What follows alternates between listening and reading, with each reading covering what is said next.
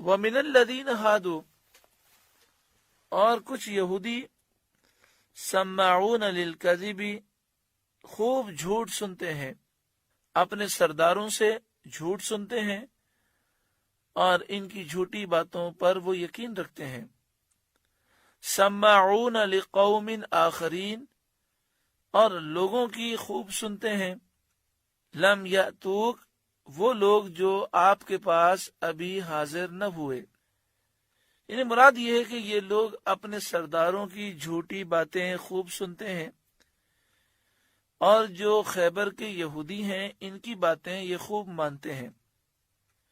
یحرفون الکلم من بعد مواضعہ، اللہ کی باتوں کو ان کے ٹھکانوں کے بعد بدل دیتے ہیں۔ توریت، یہ اس میں رد و بدل کرتے ہیں، خاص طور پر یہودی توریت میں رد و بدل کرتے۔ یقولون، وہ کہتے ہیں، ان اوتیتم ھذا فخذوہ، یہ حکم تمہیں ملے تو مانو، وَإِن لَّمْ تُؤْتَوْهُ فَاحْذَرُوا، اور یہ نہ ملے تو بچو۔ اس کا شأن نزول یہ ہے کہ خیبر کے یہودیوں میں سے جو مالدار تھے، بڑے خاندان سے ان کا تعلق تھا، اس میں سے ایک شادی شدہ مرد نے ایک شادی شدہ عورت سے زنا کیا۔ توریت میں اس کی سزا یہی تھی کہ پتھر مار مار کر ہلاک کر دیا جائے، سنسار کیا جائے۔ یہ بات انہیں پسند نہ تھی، اس لیے انہوں نے چاہا کہ اس مقدمے کا فیصلہ نبی اکرم صلی اللہ علیہ وآلہ وسلم سے کرائیں۔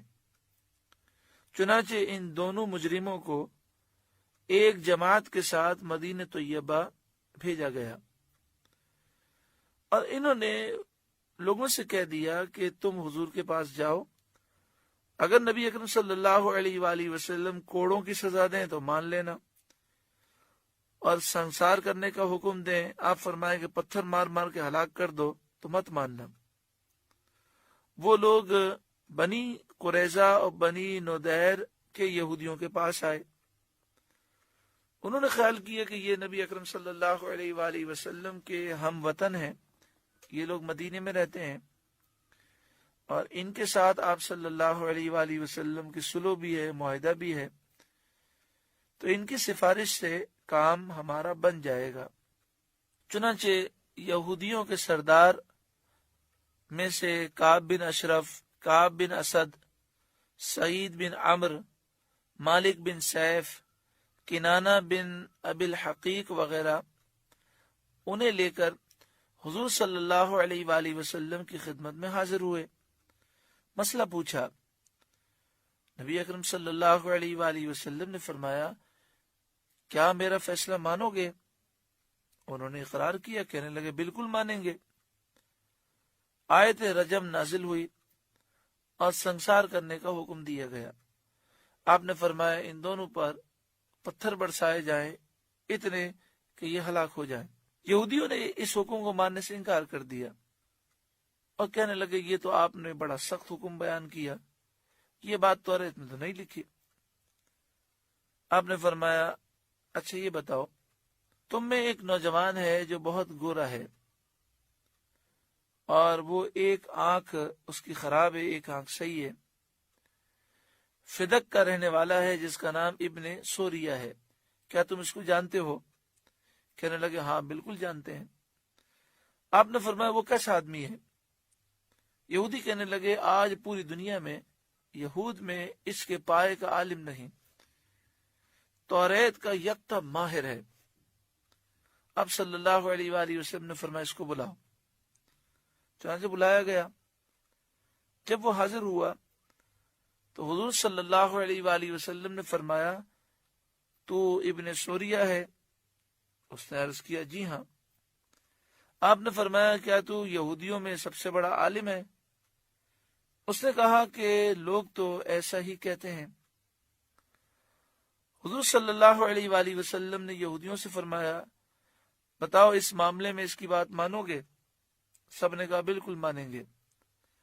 تب آپ صلی اللہ علیہ وآلہ وسلم نے ابن سوریہ سے فرمایا میں تجھے اس اللہ کی قسم دیتا ہوں جس کے سوا کوئی معبود نہیں، جس نے حضرت موسیٰ علیہ السلام پر توریت نازل فرمائی اور بنی اسرائیل کو مصر سے نکالا، تمہارے لیے دریا میں راستے بنا دیے، تمہیں نجات دی، فرعونیوں کو غرق کیا، تمہارے لیے بادل کو سایہ بان بنایا، من و سلوہ نازل فرمایا، اپنی کتاب نازل فرمائی جس میں حلال و حرام کا بیان ہے۔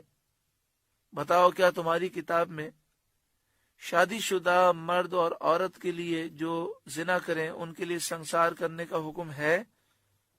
ابن سوریہ نے عرض کیا، بے شک ہے، اسی کی قسم جس کا آپ نے مجھ سے ذکر کیا۔ عذاب نازل ہونے کا ڈر نہ ہوتا تو میں اقرار نہ کرتا اور جھوٹ بول دیتا، مگر یہ فرمائیے کہ آپ کی کتاب میں اس کا کیا حکم ہے؟ پیارا آقا صلی اللہ علیہ وآلہ وسلم نے فرمایا، جب 4 عادل اور معتبر گواہوں کی گواہی سے زنا بصراحت ثابت ہو جائے اور ثبوت میں کوئی شک باقی نہ رہے تو سنسار کرنا واجب ہے۔ ابن سوریہ نے عرض کیا، اللہ کی قسم بالکل یہی حکم توریت میں موجود ہے۔ تو نبی اکرم صلی اللہ علیہ وآلہ وسلم نے ابن سوریہ سے فرمایا، جب توریت میں یہ حکم موجود تھا تو اس حکم میں تم لوگوں نے تبدیلی کس طرح کی؟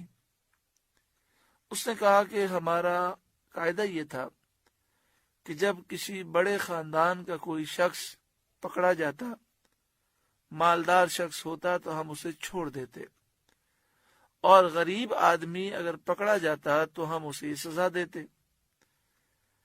اس طرز عمل سے مالداروں میں، شاہی خاندان والوں میں، بڑے خاندان کے لوگوں میں زنا بہت کثرت سے عام ہو گیا، یہاں تک کہ ایک مرتبہ بادشاہ کے چچا زاد بھائی نے زنا کیا تو ہم نے اس کو سنسار نہ کیا۔ پھر ایک دوسرے شخص نے اپنی قوم کی عورت سے زنا کیا تو بادشاہ نے یہ چاہا کہ اسے سنسار کیا جائے، تو اس شخص کی پوری قوم کھڑی ہو گئی اور انہوں نے کہا کہ جب تک بادشاہ کے بھائی کو سنسار نہ کیا جائے اس وقت تک اس کو سنسار نہ کیا جائے۔ تب ہم نے جمع ہو کر یہ فیصلہ کیا کہ سنسار کی سزا کو ختم کیا جائے، اور ہم نے پھر اس کی سزا یہ مقرر کی کہ 40 کوڑے مارے جائیں گے جو بھی یہ کام کرے، اور منہ کالا کر کے گدھے پر الٹا بٹھا کر گشت کرائے جائے گا۔